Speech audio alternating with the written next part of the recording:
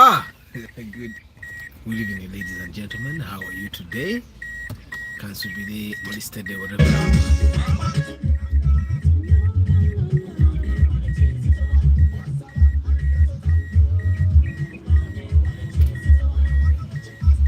Antonio, they don't get deco as usual.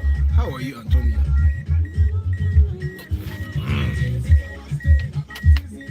You don't do garage.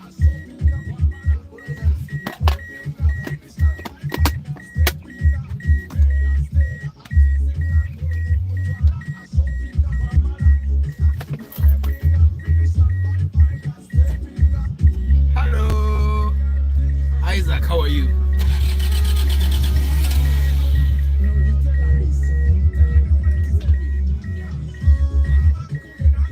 How are you, my people? What am I telling you?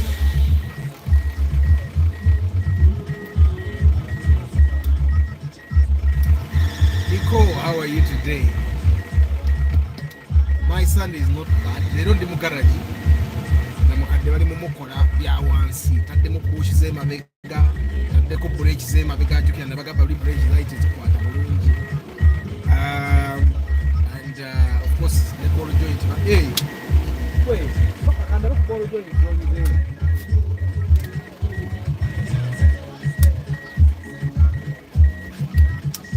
What is the bagane is no ball in. You for a bizarre. Eh? What are the baby say? So I'm not.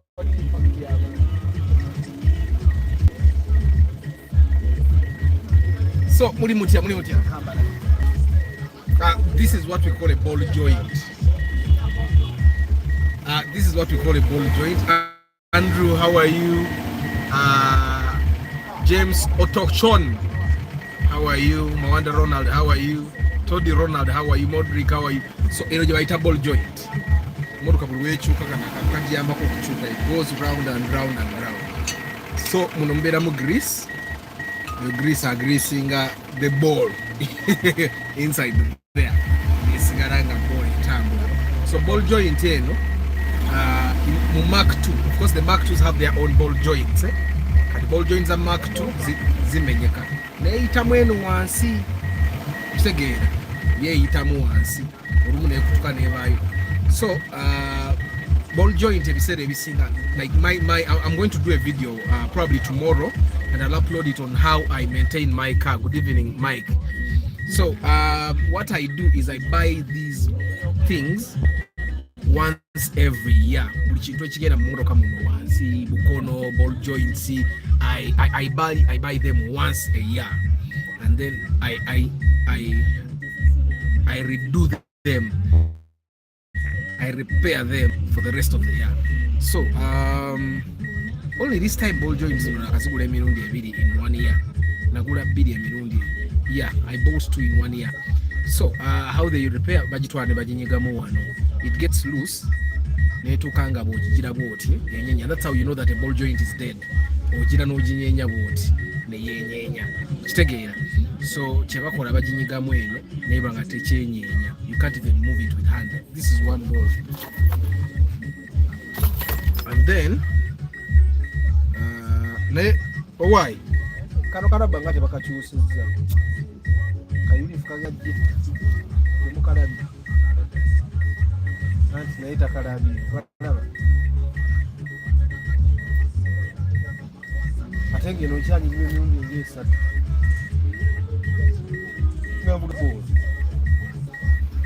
So this is the other one. Rush to replace in the Karabaka.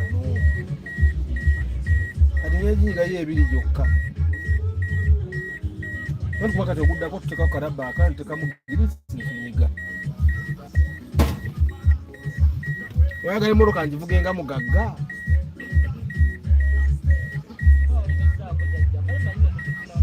I think for the mooch. Hi guys, how are you today? Is that the same part that commonly breaks in the Prado? Yes. Good evening, Mavo Gadgets. Good evening, Nick. So today I'm in the garage, but I gave you in the Mukola. Now you get the Kobe, you get it. So emmotoka yange njezezaamu spacer. There is mujjukira enkuba oba yali ya Monday eri. No, the rain was actually over this week, over this month. It was too much in Kawempe, and going through the water it was warm, so I've decided to make it a RAV4. I've put spacers. I've put in spacers. So so I've replaced this bush, you know, a fanyo nene bush njivuze emyaka sebiri olowooza eno bush erwawo okufa. So I've replaced this bush. I've put new brakes. Zino brakes zoyita kabaawe kati ku kabaawo ne zino ezibaddemu ziriwo ezisinga obulungi ziriwa kabaawo katula kirisi tewateeka mu kabaawo.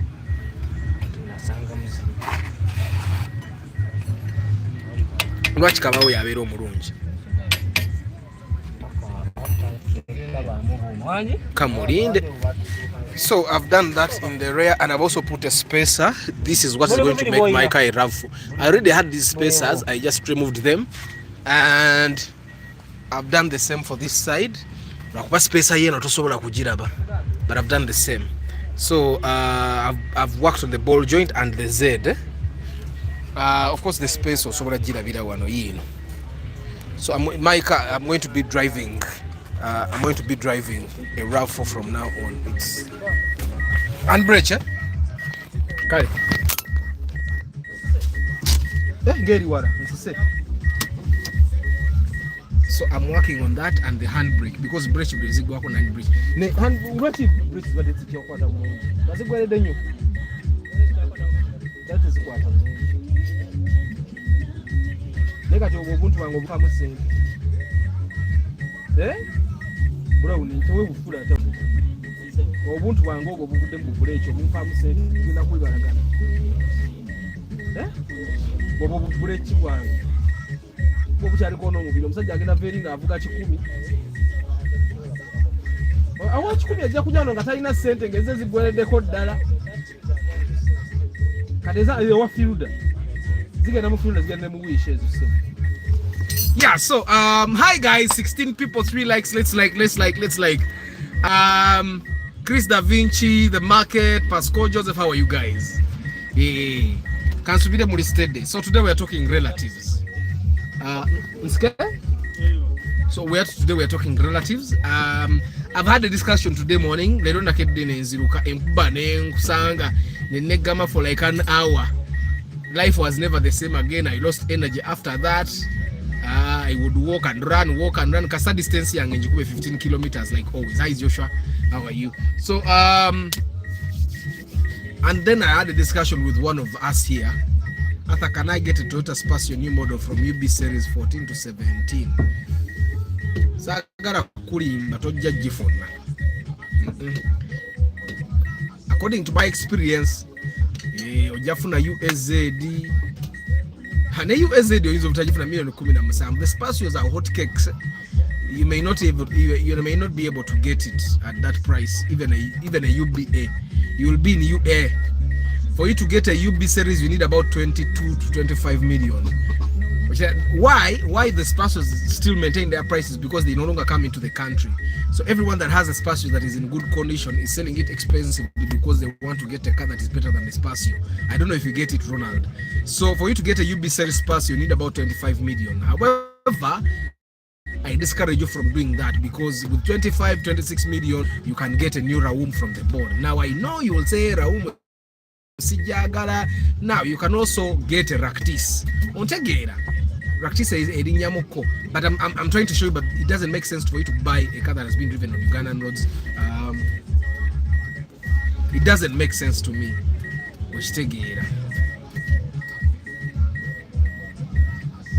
Yeah, so today I was talking to one of our friends here, and he was asking me for advice.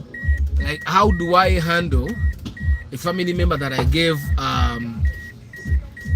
a job to help me work on my house? He did shoddy work, and I most of the things got spoiled. Okay, and the job that this person did for him was guttering. You know, guttering, taking gogo kunyumba. So he did guttering and of course connecting to the tank. And of course, when it rained, you know the heavy rains that are happening these days, when it rained heavily, all the gutters broke, the pipe that goes to the tank broke. I think he basically didn't put an overflow valve or something. And so because all these things broke, and the pipe even beat someone who was washing during the rain, and he was asking me, Arthur, what do you think I should do? Because in all that, I may lose like 2 million. Of course, he's not going to lose 2 million. He will lose like 500,000 because now the tank is intact. He's just buying the gutters, replacing the pipe, and of course paying for labor. That's all you buy. So it will be about carrying 300 to 500,000. So he was asking me, what should I do? I feel very angry. I feel like arresting this man. He's a big man. I thought Yaribada and Jagaliza as a family member because Mwadne Kasente. So what should I do? And I've had my own experience with family members. Which take it high Wilbur. I've had my own experiences with family members where you think, okay, this guy is my family member. I'm thinking this guy, I mean, he will do good. He will do good by me. I would do good by him. So ideally, he should be able to do good by me. And it's not always the case. Abantu bano, I don't know what happens. I normally want to see the positive in people. I normally want to see the good in people, but sometimes bachikumalako.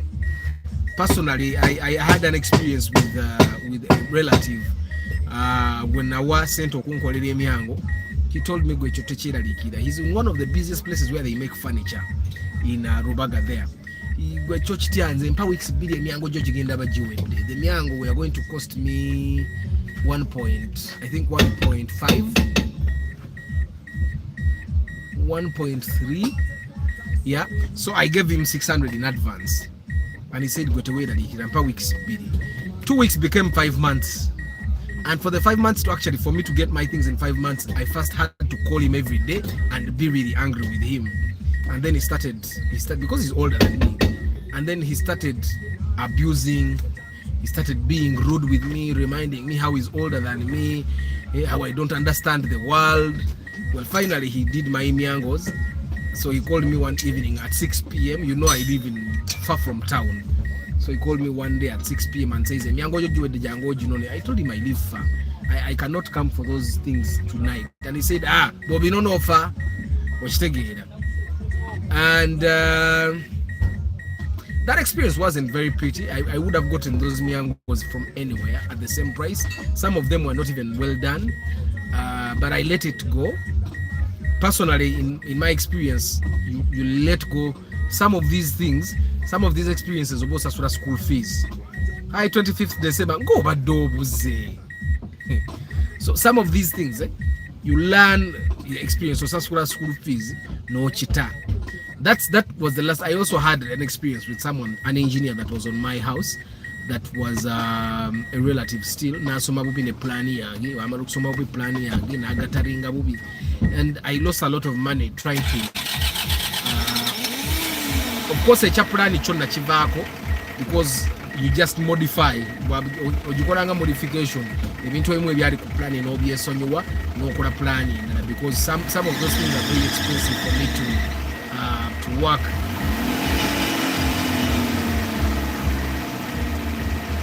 So, but that one, but I lost a lot of money. So when I was chatting with this person, Arthur, what do you think I should do? Motoka empya like sound ye nato mugalide we. Nimba mumanye motoka empya. Bwe bagabende motoka milioni 18 katinga muwakana. Kati yino nva aya njiwani segenda banga ravu fukati oba ogula SUV oba tokyagula maika ogula SUV ravu roller tokyali Corolla egera fuka ravu roller. So anyway, when I was talking to this gentleman here, I told him, you know what, chase on your way. Because he wanted to arrest this person. Agamba Arthur, if your family and the guy no kamusibe. Why are we calling him to come and fix the problem? He's not even answering the phones. He's not answering anyone's phone call. And it happens not just with relatives, it will happen even with other people.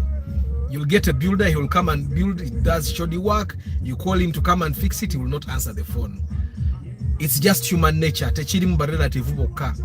But the thing that happens with relatives in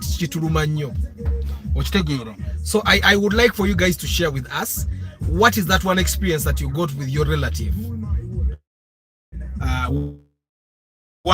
Working with a relative or giving a relative a job that Bashir Nange went to. What is that one experience you had with your relative that you think was bad, and how did you handle it? Well, what relative, if you gave a relative a job to do and they did it badly, if you were working with them somewhere and they did you badly, what is that experience you had with the relative? And you think, well, let's share so that other people also learn from it. So 25th December, what's the worst that happened with the relatives? Tugambeko, because one way for us to actually learn is by learning from other people's experiences. So what was that one experience that relatives took you through? Relatives see you see, everyone else can do it. Everyone can do it. Buli muntu asobola okutuba, buli muntu asobola okukola obubyo mirimu jaffe, buli muntu but you know, when it comes from a relative, it's really painful. You get it? When a relative does something that you ask yourself, like, hey, relatives in work or business, they can give you a headache. And is there someone that is actually working with some relatives? Because me, I work with my relatives, some Nkoda never kazini bange, and I've had them try to pull stunts on me. From 14 to 18 in just 1 month or 2 months. Nenda Antonio, emotoka njikoze. Emitoto jiraba. Okulaho umutowe gunyirira Antonio. Emotoka njikoze. Emotoka bananga Antonio emotoka njikoze. Emito. Gwera bukunyirira okuli wano. Ogote gwongera millioni nga 2. Leso kange sijituna kubayira millioni 10 liza ali 17. Steering rack is having a slight leak, and I'm not having money at the moment to replace. Am I in danger? No, you're not. Steering rack doesn't give you any danger, but don't take it too far. But don't repair it, buy a new steering rack. But we will be touching repairing a steering rack to twin repairing and all. Watch the gear. Antonio Mokange, I mean, Kumina Musamvu, ne pizza at Yonga de Coca Coca. It was a catio, Dimujikola once in the food and a ravu for. Hey, Jaji Bakwich Fala in Chaba, where is the Morocano? Bakati in the banga, Ganen Van Gadi. Yeah, I know it's a pound for you, Nagana Mazi and Kuba Wetonia, Wariaka Wempi, Abafuga Maika Batebaita. I'm telling you, it is dangerous. Kataten Kubayena Kuzino, it rains. And all those roads that we normally pass through, they get a lot of water. Ngayoka has to be a little raised for you to go through. So I'm not taking my chances to blow my engine. I'm going to put my car, make it a RAV4, so that in case it rains, I'm high. In case it doesn't, I don't go so fast. Yeah, so Gonza, you're not in danger. My elder brother sold my 3 acres of land. I realized after, man, that's painful. I'm really sorry about that, William. What? Your own brother sold your land. 25th Sinamutunda. Na iwa luwa bagaro kumugura wali ayagaro gula milioni 13. Ngapa milioni 13 mu motoka eno. Gwe wulira music. Wulira music. Ngojo omuntu ng'omuwa milioni 13 ddala ko sikujoga.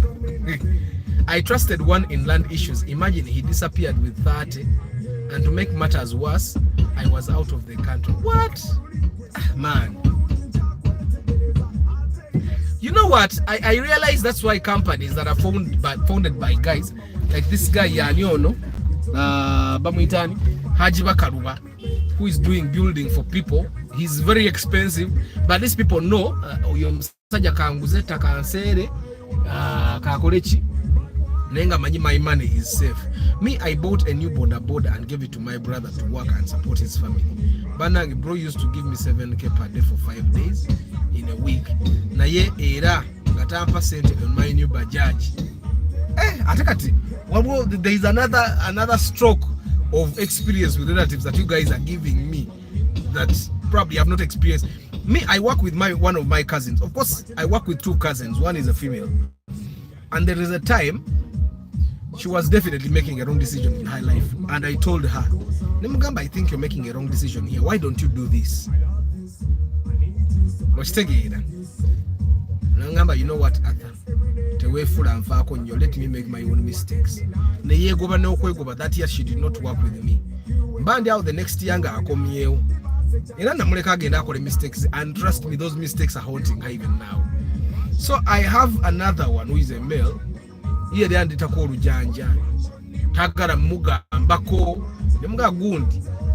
working with me, and you're not working with me because you're my relative. You're working with me because you give me what I want and I give you what you want.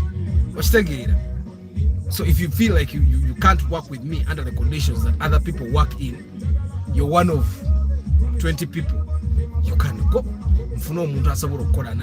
Me, I make my parameters clear now. I tell you, of experience. I tell you, if relatives are bakulu, old relatives are very problematic. I want to sink an enga mikolo. Ojikoze natira kuzira ku zero mileage. Ate sola kudda ku zero mileage naye nga kyobo manya nti katika enju koze kati efuse vanguard.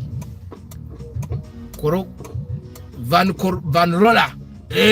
Jajiwa amanya nze nawa mukodomi wange okunzimbira. But if it wasn't that the hardware lady we were dating, Santi dating mukwanzi wa cement, and by the time I came to know nga 14 bags have disappeared. Kugaba Antonio, you were chewing the hardware person. I wonder what that no okulyali anako olumusi kubi. Jolire jowonera obubbi kati olaba Antonio yawona obubbi. So let's continue sharing those experiences with relatives. I think sometimes people work with relatives because they don't know that these experiences exist. And when we share these experiences, a person that had probably planned to work with a relative, me, I did not know. I used to look at old men.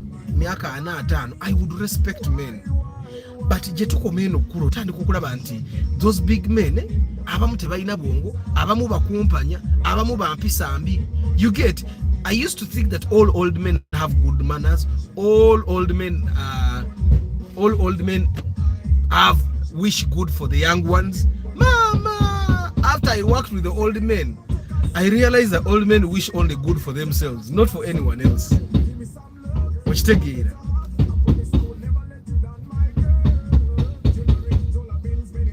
Good evening, Timmy. Kasta wakola bumper and steering rack, no good wipers and remove the steering. Nanga Antonio banango tandise no kunangira abantu nga muri bazibu.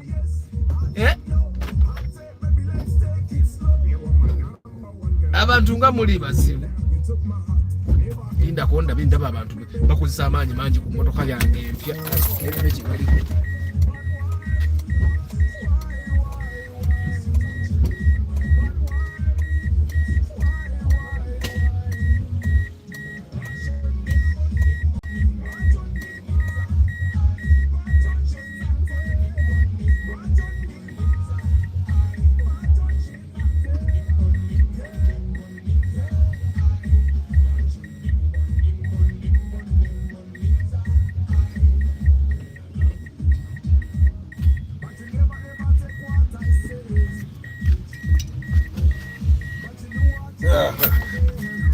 Let's continue sharing the experiences. What is that bad experience you had with the relative? Every time we share these experiences, we help someone that would have made the same mistake. Watch it again.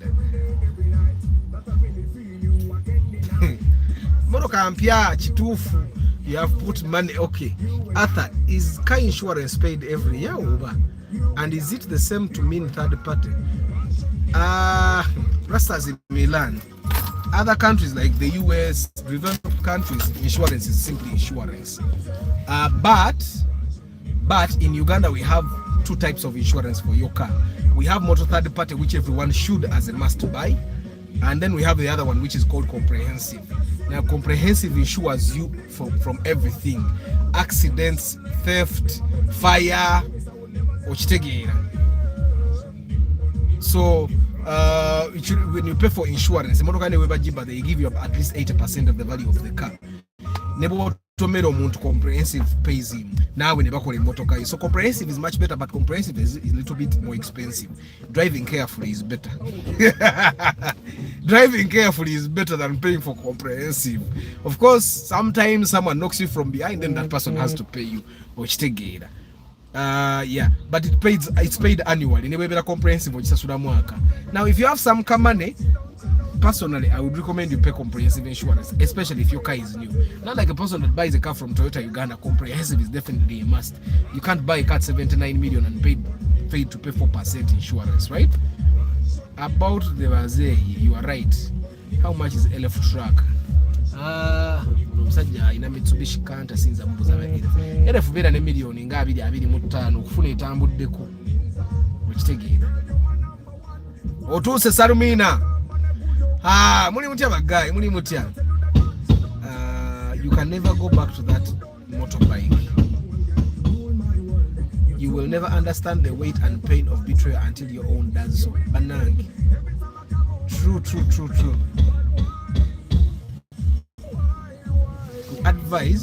What advice to give to people who force us to get married as if having kids is a must? 25th, don't ever listen to anyone. I've been watching a video today, and this lady, it's Bamitani Davis something. So I've been listening to her audio, and she was saying that it's your job. It's your job to disappoint everyone else. 25th, it's your job to disappoint everyone else so that you don't disappoint yourself.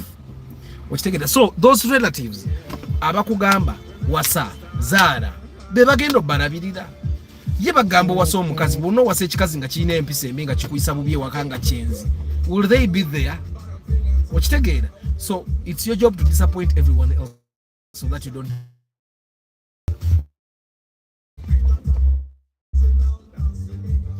Tongamba Chakola 25th. Why? Because on my own. I can remember the times I didn't even have food in my house. And you look in your contact listing, I'm family member toina goyinza kubira na kuwa yadde ekikumi. Okitegeera. So if when you're hungry, you look in your contact book and there is no family member that can send you 100,000 for you to go and buy food, why would you listen to them when it comes for you to make decisions where you're going to be spending money? I don't know if I make sense. So for me, it's only a person that helps me buy food that can help me make a decision. It's only a person that helps me put capital in my business that can help me make a decision, or that can tell me what decision to make. If you don't help me in any way, Chichi,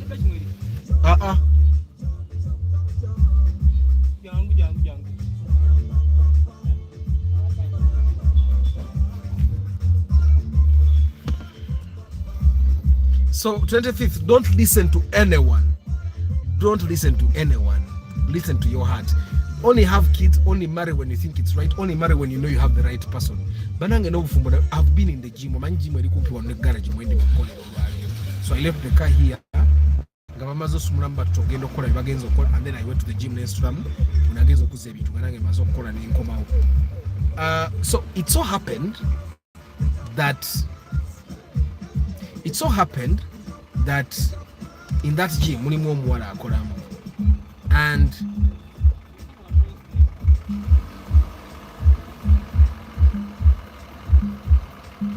and Brown, that is a 50 guy.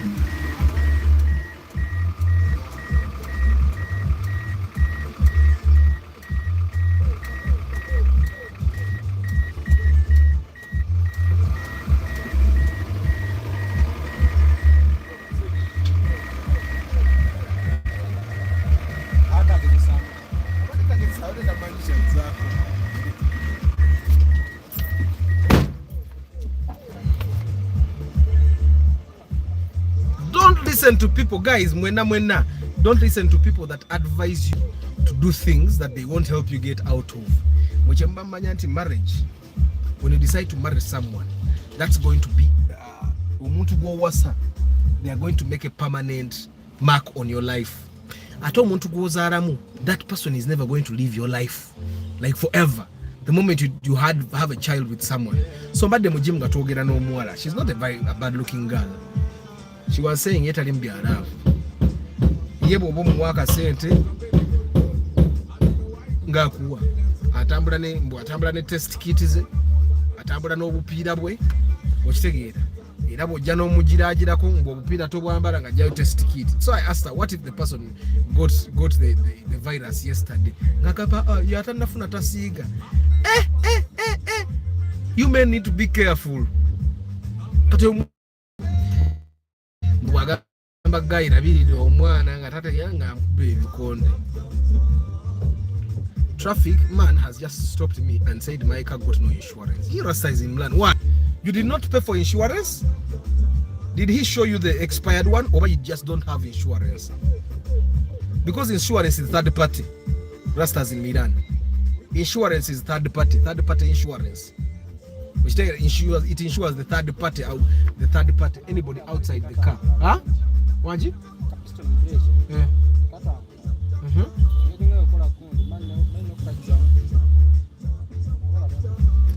Just a moment.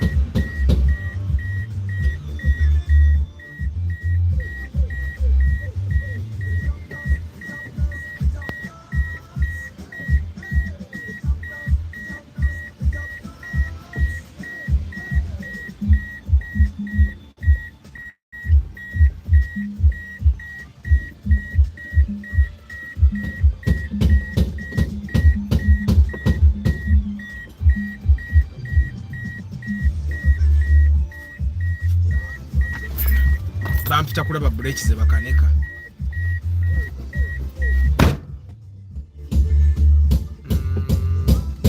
Nze Kampala omusawo owa hardware ne antiduka, those are a must.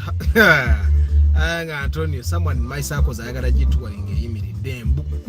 Jezire ziyimiridde ne kati gitwaling bagenda kuguza gitwaling milioni 13 ddala. Kicho jagaza gitwaling milioni 13.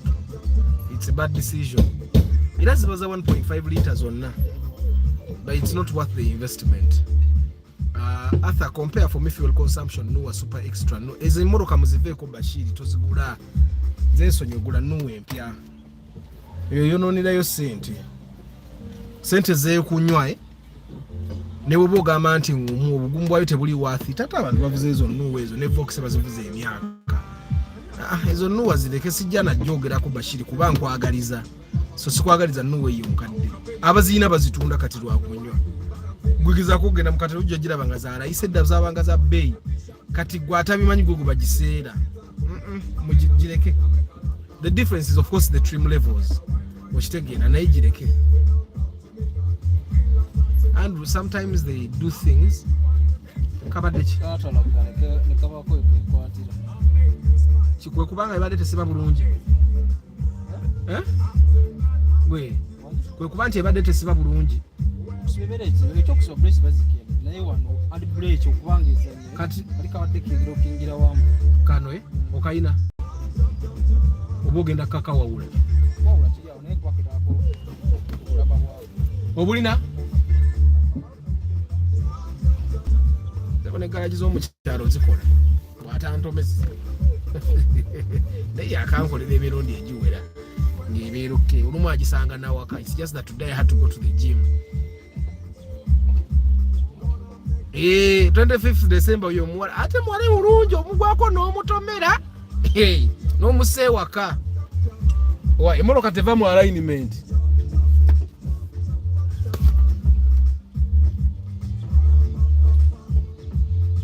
Salmin waliwo binnuwa bibiri ata yakulie nabaliridde mmwe mumanyi akasente kange kama chiwalenganga n'ekyo mu kyalo nga kisaamu yingini nga nkikola ebizungu nga mumpa $15,000 saagala byakwemmenya.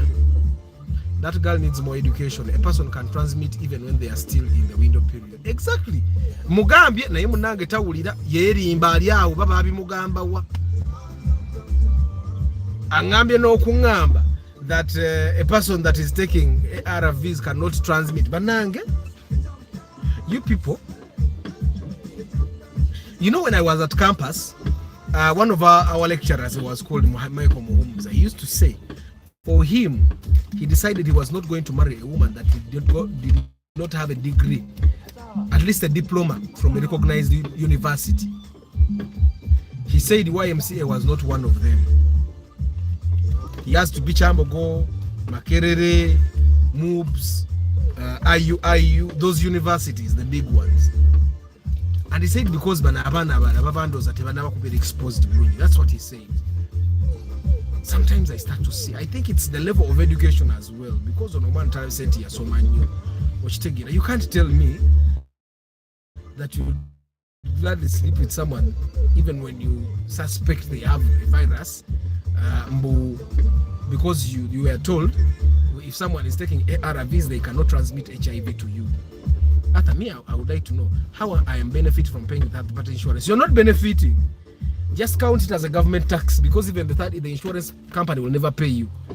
They make very little money from it. They never pay. That's their money they are making. So most of those insurance companies that are in Uganda, they make more money from third-party insurance than from any other insurance cover they have.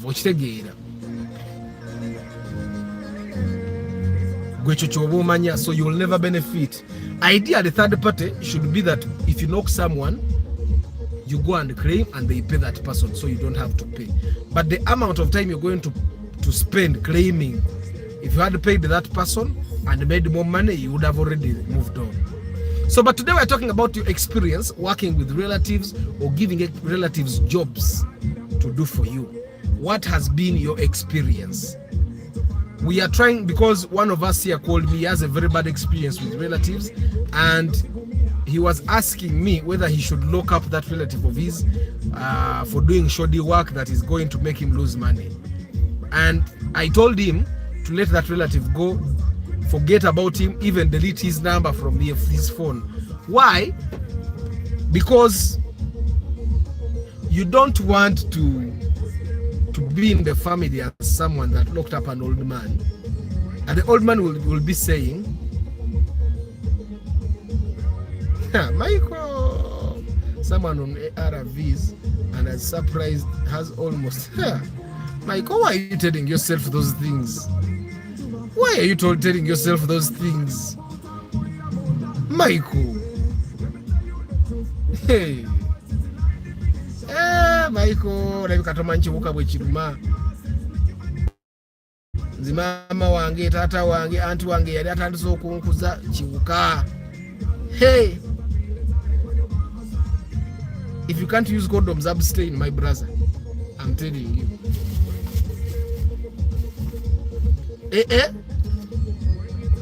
Nze nja kubasabira.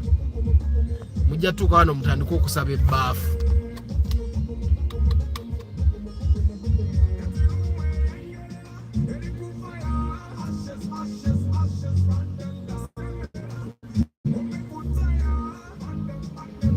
Yes. So we are talking experience with relatives. What is the worst experience you've had with your relatives? What did you gave a relative job? A person with undetectable viral load has very low to zero chances of transmitting. However, their partner should be on PrEP. Why are you being on PrEP if low to zero chances of transmitting? Additional protective measures like condom use are advised. By the way, Michael, Andrew is a medical practitioner, so he's telling you, even when someone has undetectable, use condoms. It's like saying, you will not know. So you decide to drive a motoka etasiba. Yeah? When Nacho says, what's up? What's up with the music 25th? So what is your experience with relatives for the guys that have worked with your relatives? what is your experience? What has been your experience, so that we share? Personally, I've had bad experiences working with relatives, and I'm telling you, never kuba kulima mu nnimiro. There is no way I'm going to bring a relative to come and dig for me. At least there is no way I'm going to get a relative of mine to come and dig for me. I'll get a stranger. Even if I got a contract that has 1 billion, I'd rather give my relative money to eat than to bring them to work for me. I've had very bad experiences. I've had very bad experiences with relatives. My experience with working with family members as an entrepreneur, it's close to impossible pushing them to work harder because they don't respect your demands as a stranger would. Yes, hello, good evening everyone, for the love of God. Good evening, Abe. I avoid contracting relatives whenever possible. Me, I'm going to avoid it, especially when they are not directly under my supervision, especially when they grow up and get families.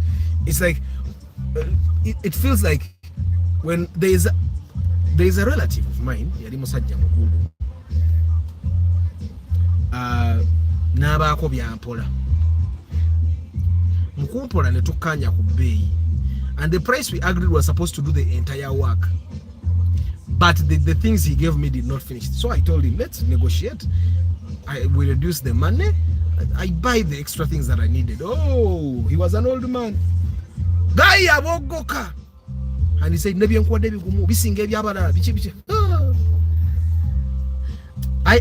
find that every time you work with a relative, the relationship kind of dies.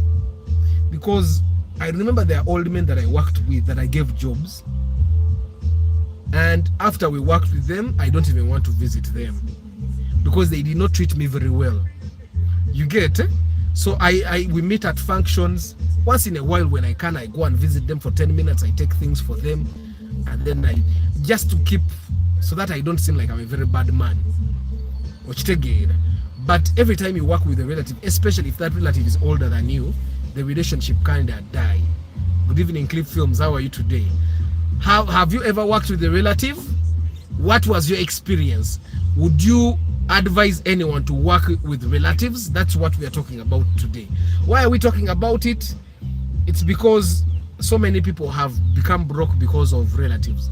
There is one person, Brian, the Brian that I helped get to Ipsam. Brian Yagambe Chamwavu was, you know, Brian used to tell me a story that there was a time when he had $10,000. $10,000 every week. Then he was employing a certain relative of his as a matron at his school. Matron yamwavuwaza. Guy atandise okwavuwaza ayagga agenza okuyiga akasente agenda okujja nga the matron has sold everything in the school. The buildings were the only thing that survived, but she sold everything that she could in the school, and then she went to Dubai to make money. So Brian told me omuntu yamavuwaza yali senga ne bakojja balina bye balinga bakola. So when he started getting his money back, what he did, he avoided them. He doesn't even have a phone number. So what he does, ayambala na bubi. So whenever he meets them akaba bukabi, he realized that relatives normally don't like someone that is well off. Relatives want you to be badly off. They want you to always be Bambi Munyambe. They want you to always be begging them. That's what Brian told me. So what he does, for him, he's always broke. If he's driving a car, he has floaters, he has some bad shoes and clothes. When he knows he's going to meet a relative, he parks the car far away and he puts on his bad clothes. Disorganizes his hair and he goes meets the relative. If he really has to, he tries to avoid them because the relatives are part of the reason why. Of course, there's another reason why men normally go. If you get an extra girl,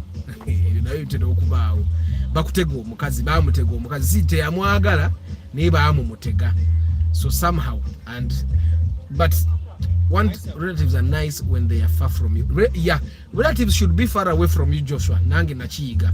And you meet at functions, you talk. After the functions go, keep away. It all depends on the mindset. You don't need to ask if you will work with a relative when you grew up with them. The period when you grow together, So clip films, what you're saying that is when you grow up with relatives, you know. Tewetagana kuuza obagoba bugobi. Innocent is saying working with relatives is a risky business. Honestly, I didn't know, but I have tested it. Me. And you know the thing with relatives is every time they work with you, it seems for them it feels like they are helping you. For them it seems like they are helping you. Kuyamba nebobo omusasula yawuliranga kuyamba. So ngate if he was working with a stranger, he would work really hard. And I find that every time you tell a relative tukole kino tuongezemu ku speed twanguyeyanguyemu awuliranga gwamumenya okitegeera. So you guys, hi John, but for me, even I don't want to render my services to relatives. Either whoever wanted doors and windows, hey, I just recommend them to other workshops. Mostly their own choices. Kati mutegedde Anthony akola welding walitagala tugamba. Anthony akola welding nze mbagambi. Anthony akola welding tagala bwagazi tugamba kati ntegedde byo. Kati lwaki oba otukweka. Working with relatives is risky business, honestly. Okay. I have only seen relatives working together in these cattle keeping communities like Bahima, Balaro. I wonder what magic they use. Most of them are the same level. Most of them are the same level.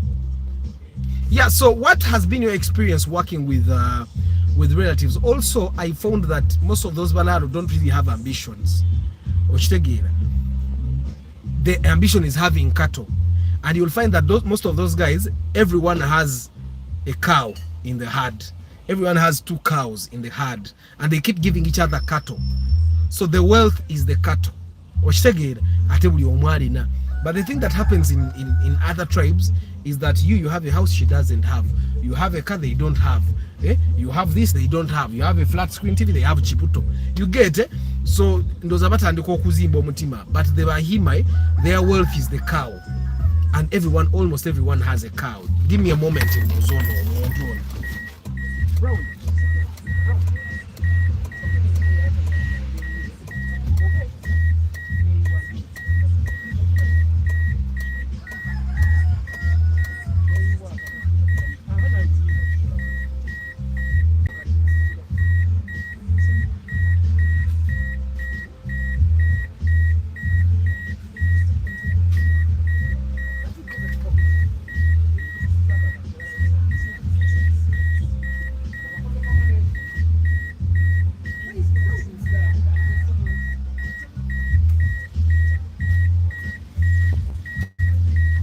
Hi the people banange mulabo mutto bagunyirira mugulaba kati ngambaga ka milioni 18 muddawo.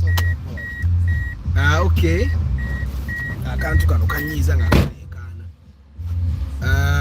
Working with friends can also be problematic. I worked with my friend at a job, but banange relatives and friends, if you can avoid, please do. I think let friends become friends when you're working with them. Don't bring friends to start working with you. I think the best thing is for people to become your friends while at work. Don't bring your friends to become workmates. But there are friends that are good. I've worked with friends before and it turned out okay.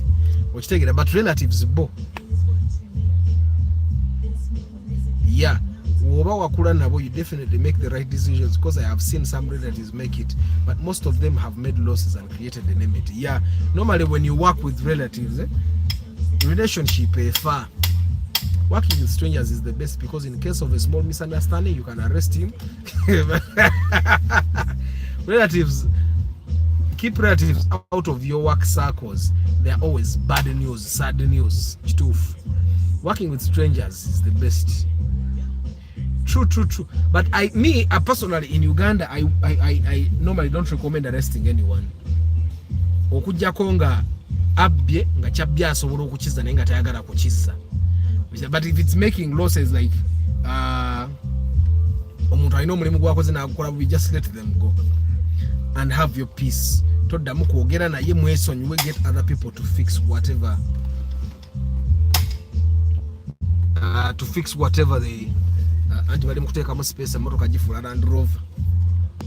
Yeah, it's going to become an SUV. you get a problem with one relative and all the rest of his or her side turn against you. Actually, nebwa kubba tosobola kumusiba. Osiba otya muganda wo. Omwana yasibye kojjawe. That's what they say clip films oli mutuufu. Like osiba otya kati nze ngabe nali nkola bajjajja bange. Omwana osiba otya jjajjawo.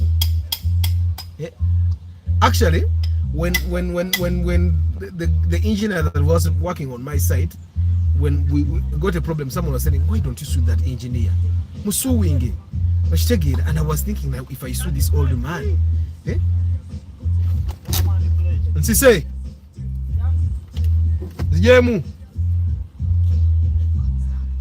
I was thinking, if I arrest this, I sue this old man, now everyone will be against me. They will be asking me, what was a relative? Which again, even working for relatives is hard. Someone won't pay you for months, and when they decide to pay, a month, and you can't complain yet. You are also an adult with bills and wants. I've realized, actually, I've seen even children stop working with their parents because their parents don't want to pay them.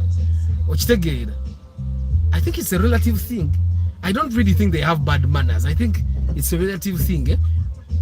Abatayagala just relative way atuke ku level ye. I think. Onyait is saying with relatives, okay, it's hard, especially if you are their boss. It becomes hard to reprimand them or hold them accountable. Once you do, the entire family will know. Nanjoga, nayogera nange bubi, nakola bwati.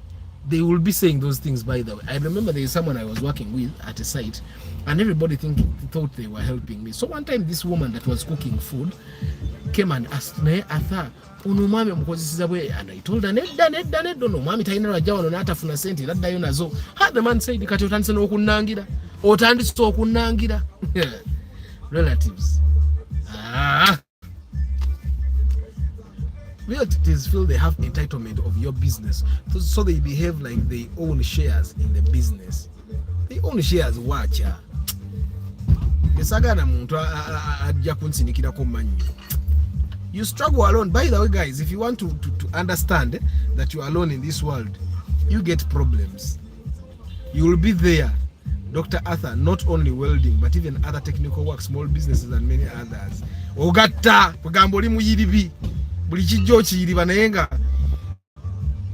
welding muri musente akwanze sibisobole ebintu byokwegendereza ennyo bya patience sikyabisobolanze bongo bwange bubuka nnyo twi.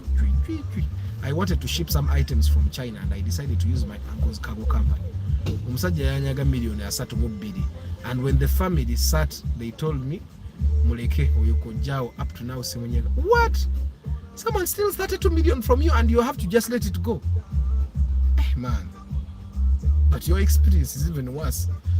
I think because I've tried to avoid family, you get contracting a relative is like the relationship between a rat and a kamasu. You are the rat, so whenever you see the kamasu, run. Man. Some people have experiences. Joshua, go wachigwako man. Kati wamuleka ne milioni za 3 zigenda. Asatu mbili zagenda. Sikutuganzi. Kaya tewe sanga nange sali mutuze. But relatives, what? I think we should change. Our generation should change. There is no reason why, Antonio, your son gets a contract of 40 million and they give it to a stranger. When you're there, you can do the work. I think that's one reason why most of those old relatives are broke. Bavu, by the way, banji bavu. Baba muneze badi nayenga bavu. Oshakati nze wafu side zombi. Baba bavu. I think because people have tried to work with them, nabo balongoso obulamu bwabwe. Why? Muzayi gundi katukole naye, anko gundi kankole naye. Senga gundi ka ne bwe bajja ne bonona bononyi. Okitegeera ne bonona bononyi kati nabo yanyaga sente z'omwana. Ne ankola kyo omukubbe empyatist no mukuba. Omukuba muli babiri mwekka. No talina bwagenda kuloopa bwana agenda n'oloopa ng'omugambo yampayiriza namusabye musabye sente zange. Mukuba Nikwezo sente ngani nji guys yakuba bilioni 3.2. So guys, we are talking about mukuba ate musobola gendo mukuba at least mukuba busungu buka pa busungu bukendere kuba nkimanyi okyabwina gwe milioni 3.2 zimanyi milioni 3.2 kati oyongerako milioni ndala 5 n'ogula plot y'ekira. That's a lot of money. Gendo pa omugamba ate nkomawo we sente zange account number hiyo butasaako sente zange nkomawo ugendo so ojja kuba olyawo ng'ataddeko akakadde ajja kusasulangako nsike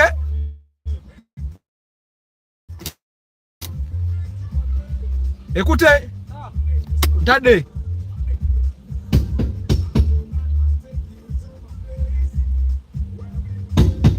bali mukola handbrake.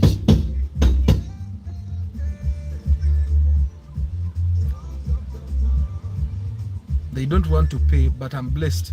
My mom, I used to work for her, and she says, Paulid me even in advance, and she helped me. Okuyiga okusubula.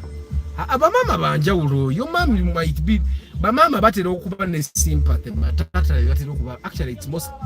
Nte? That day.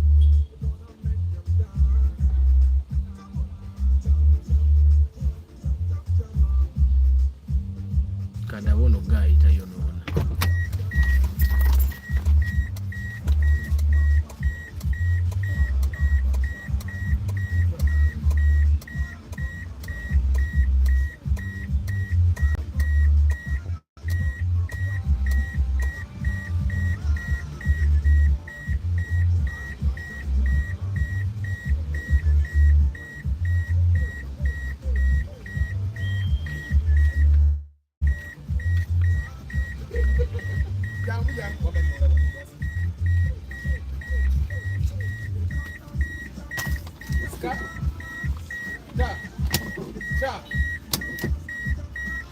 Njitadde.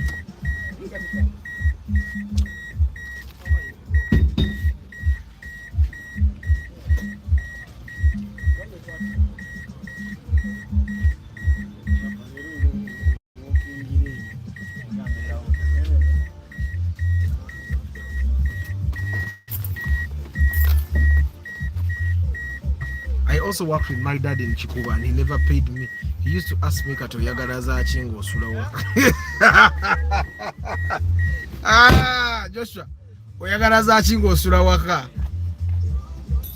Gwe ngatamanyi tobayo ne bu baby. Wetaga transport, wetaga bu baby, wetaga chi. Ate muzeyi wona isimu wangu. So personally, my experience with working with relatives nga bwengendo basiibula bali abantu bapapye munve wano. But on my mom's side bakojja bange nabafunamu sente nyingi because they supported my business all the time till now. If they need anything from Dubai batumanze kati go bafunamu. But normally I've found that normally the mom's side is much more supportive than the dad's side. I don't know why. Actually, it's the mom's side that always looks after the bamulekwa. The dad's side, they just take the father's things. They never look after the kids.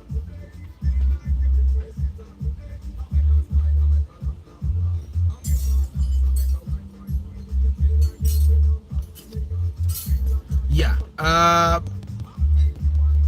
Antonio, Isaac, Nico, Andrew Okuni, James Otochon, Mawanda Ronald, Toddy Ronald, Modric, Kasumba Mike, Mugalu, Andrew Okuni, Mavo Gadget Center, Nick Wabuyi, Chris Da Vinci, The Market, Pasco Joseph, Mugarasi Joshua, Baba Semosu Wilba, Gonza Anthony, 25th December, Bashir Mukarazi, Semosu Wilba, yes, Gonza.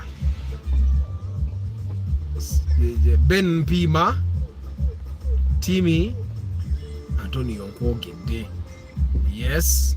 Rastas in Milan, third patent was Ojitegede. Salmina, Mangulano, Walter, William Kwogede.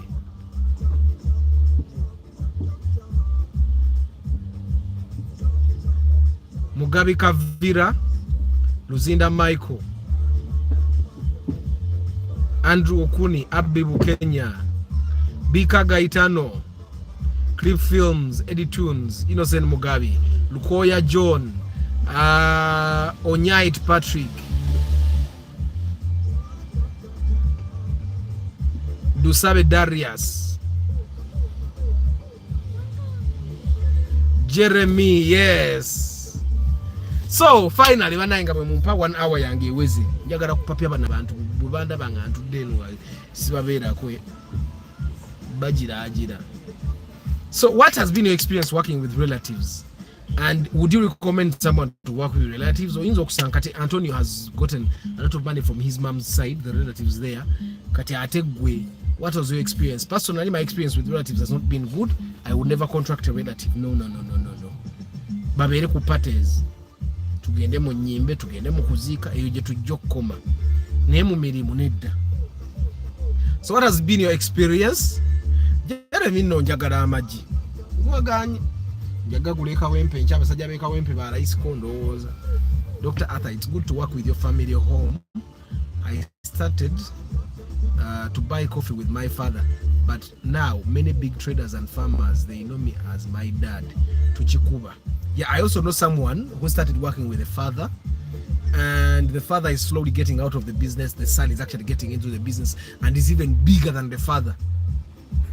Bamanyi okusinga kitaawe okitegeera n'emirimu agikola agitegeera okusinga kitaawe because yagatamuko ku bitaba ina degree 2 okitegeera. So definitely it's a much better if your father actually wants you to do okitegeera.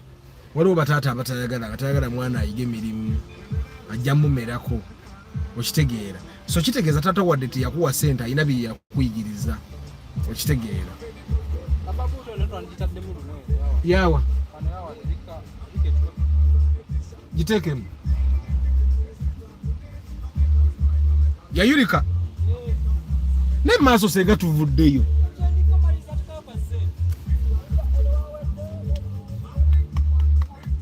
Lucky Mose, what has been your experience? And I'm thinking that experiences that are being shared here to Ziyigamu. In the beginning, when I decided not to work with family members again, I used to think that but then I've slowly started to realize that a lot of people actually have bad experiences with their family, and it's not bad to not engage your family in business. Especially the extended family. Abana bange abana njaba kuba n'emiggo okukola emirimu. Mirimu gyange balina okugiyiga kale bagane buganye okugikola. Niye balina okugiyiga gye emirimu egibabeezezaawo. Because the job, the work I do is what my wife does. Fena tuyibana katemba. Ate abalungi abamanyi byakola ate ababisoma. So kati nze abaana abange balina okubiyiga. Mentioning me twice is okay. Since okubaddabo ku mbaga is illegal.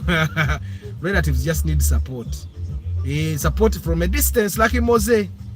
Nti balina yembaga abasonda ngamba weereza. Ngamba waya akasente. Nti waliwo yeetaagawo obuyambi bwa ddwaliro nga nziweereza naye tebajja kujja kukola nange. I think that's one of the I used to ask myself lwaki abasajja abagaga azimba ekizimbe nekutabako wa Uganda lwakola ng'ate mu family wali abazimbi. Slowly I've realized why. Gwe family member bw'obeesibako gwakola loss bo tebakola loss okitegeera. So a family member weebuwa ssente bagende beeyagale naye don't bring them close. Bana bagayi kamba sibule mpapya abantu bano bakole nnyo okuddayo njoze emmotoka sinnajooza. Enkuba ya leero yankoze wuye emmotoka yange nadde nnyina jooza ku makya ngenda okuva mu garage nga nkubako bukubi lupiira donna lugula ba Monday Friday emmotoka eba enyirira eno kuba olupiira buli lwenziri ewaka ate amazzi gange gankuba tegalina kye gammenya. But meeting relatives during family gatherings is okay. I think ne bakoma kulaba ko bulabi nga TV. True, once you know the kind of relatives you have, you should learn how to handle them. In a few families you might find a few supportive ones if you are lucky. For me, I find that most of my relatives are supportive mu bigambo. In action they are never supportive, but mu bigambo babeerawo. Mu bigambo babeera that's where they end. Tebasukka waawo. Nemwe bagayi lwaki sibasibula ne papya abantu bane bamayiza tulabagane ku macha abana abawo in the morning I'll see you tomorrow morning. Thank you for being part of this broadcast. Don't forget to spread the news of pre-purchase inspection. Abandi banywa amata. Ate ine munu kanjwani sekati fuse Land Corolla. May God bless you guys. Ciao.